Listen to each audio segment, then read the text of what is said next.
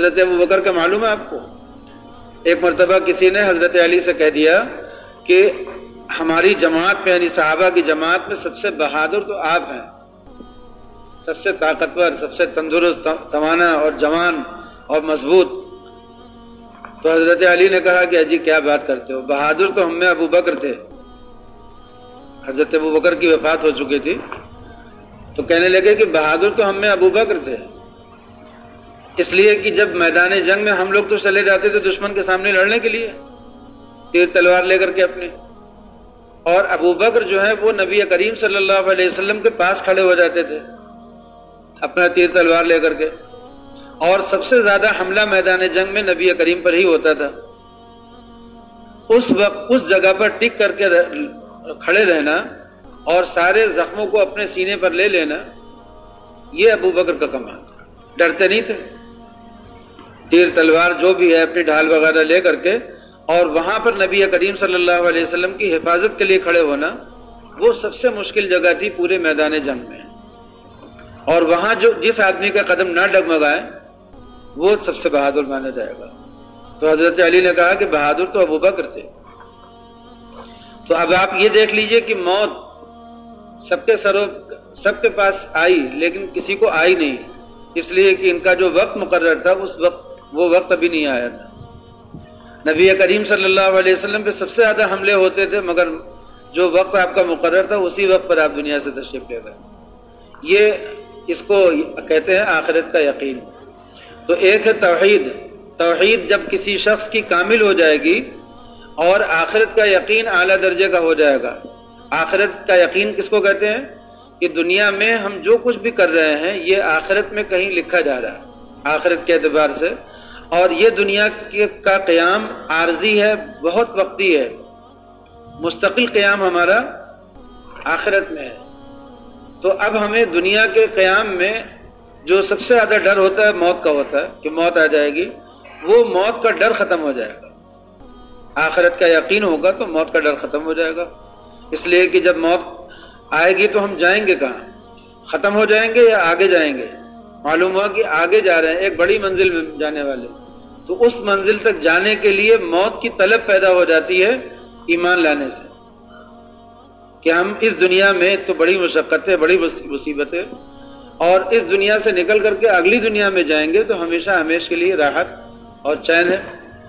اسی لیے آپ صحابہ کا جملہ سنیں گے، جب ان کو زخم لگتا تھا میدان جنگ میں اور ان کو یہ محسوس ہوتا تھا کہ اب ہماری جان نکل جائے گی، تو ان کا جو آخری جملہ ہوتا تھا کیا ہوتا تھا؟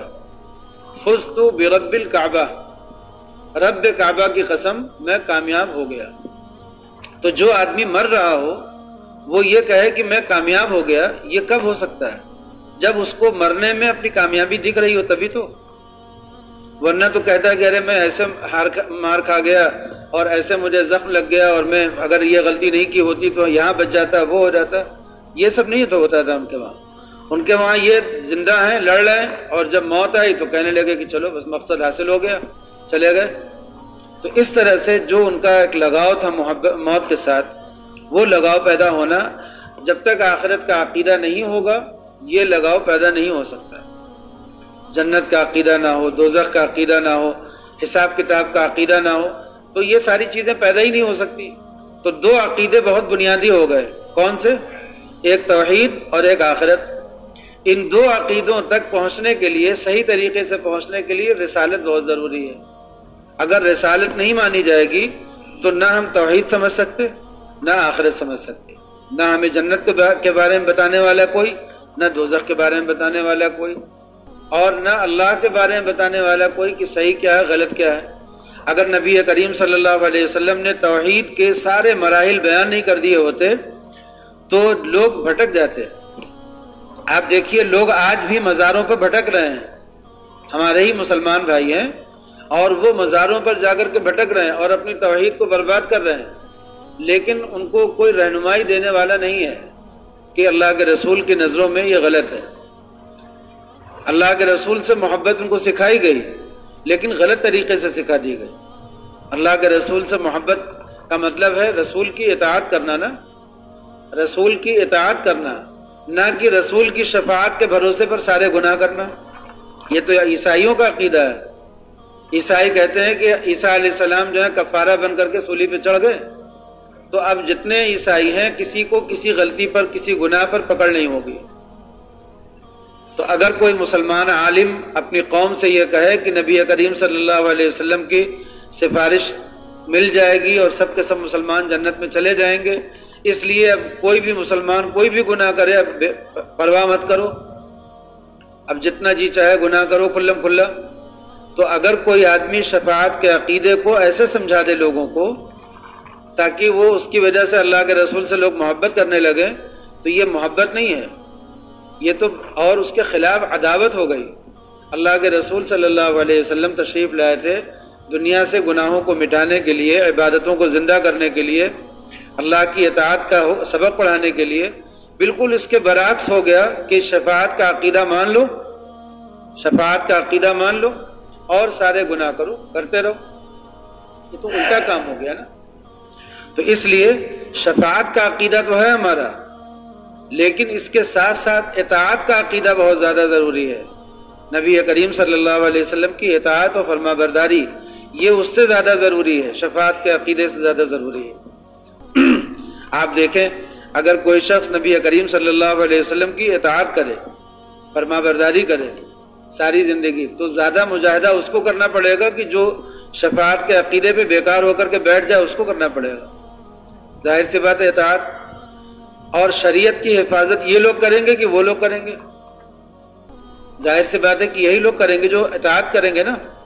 اسی لیے ہمارے بزرگوں کا دستور تھا کہ جب وہ کسی سے بیعت لیتے تھے، کہتے تھے کہ آؤ بیعت کرو، تو بیعت کا تو حدیث شریف سے ثابت ہے نا، بیعت حدیث سے ثابت ہے کہ نہیں ہے؟ بیعت کا ذکر قرآن پاک میں بھی ہے، قرآن پاک میں بھی بیعت کا ذکر ہے کہ اے اللہ کے نبی جب آپ کے پاس عورتیں آئیں بیعت ہونے کے لیے تو آپ ان کو ان شرطوں کے ساتھ بیعت کر لیجیے۔ اور بیعت کا ذکر حدیث پاک میں بھی ہے، صحیح حدیثوں میں ہے، اس لیے بیعت کو بدعت نہیں کہا جا سکتا۔ نبی کریم صلی اللہ علیہ وسلم کو آپ نے صحابہ سے کبھی تنہا کسی صحابی سے اور کبھی جماعت سے آپ نے بیعت لی ہے، آپ نے فرمایا آؤ میرے ہاتھ پر ہاتھ رکھ کر کے بیعت کرو کہ یہ کام نہیں کرو گے، ایسے آپ نے بیعت لی۔ تو بزرگان دین بھی بیعت لیتے ہیں، تو یہ بھی سنت ہے۔ اس میں بیعت کس بات کی لیتے ہیں؟ بیعت اس بات کی لیتے ہیں کہ ہم سب لوگ ہمیشہ نبی کریم صلی اللہ علیہ وسلم کے احکام کی اطاعت کریں گے، آپ کی شریعت کی پوری پیروی کریں گے۔ اگر کہیں کوتاہی ہو جائے گی فوراً توبہ کریں گے، فوراً تلافی کریں گے، شریعت کی اتباع پر بیعت لیتے ہیں۔ حضرت سید احمد شہید رحمۃ اللہ علیہ انہوں نے جب لوگوں سے بیعت لینا شروع کیا فرمایا آؤ بیعت کرو توحید پر اور سنت پر، توحید اور سنت، یہ دو لفظ یاد کر لیجئے گا، توحید اور سنت، اور اپنی پوری زندگی کو اسی پر تول دیجئے کہ میری توحید کامل ہے کہ نہیں، دوسرے میری سنت کامل ہے کہ نہیں، یعنی میں نبی کریم صلی اللہ علیہ وسلم کی سنتوں پر پوری طرح عمل کرتا ہوں یا نہیں۔ اپنی پوری زندگی کو اسی پر تول کر کے دیکھ لیجئے اور جو بھی نمبر آئے وہ اپنے کو نمبر دے دیجئے۔ اگر توحید اعلیٰ درجے کی ہے تو بہت آپ اعلیٰ درجے کے مومن ہیں۔ اب دیکھیے کہ آپ سنت پر ہیں کہ نہیں، سنت بھی اعلیٰ درجے کی ہے تو آپ اعلیٰ درجے کے مسلمان ہیں۔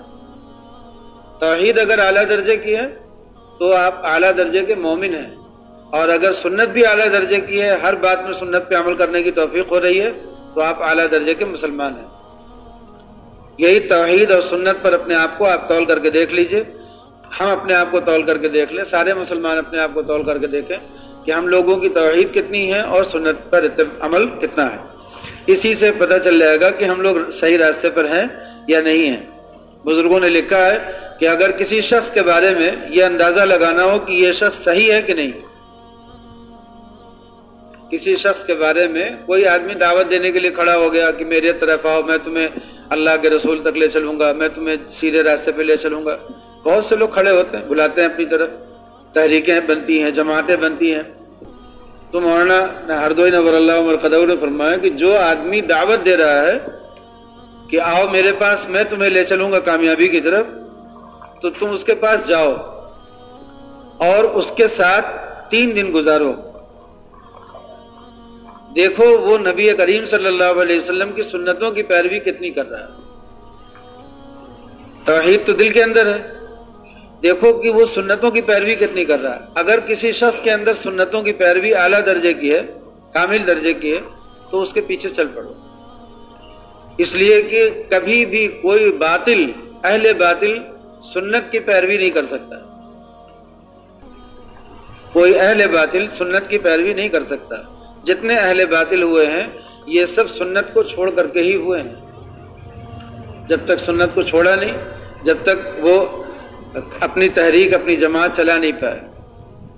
مولانا علی میاں صاحب نور اللہ مرقدہ اور مولانا منظور صاحب نعمانی، یہ 2 عالم دین تھے، اور ایک تحریک اٹھی جماعت اسلامی کی.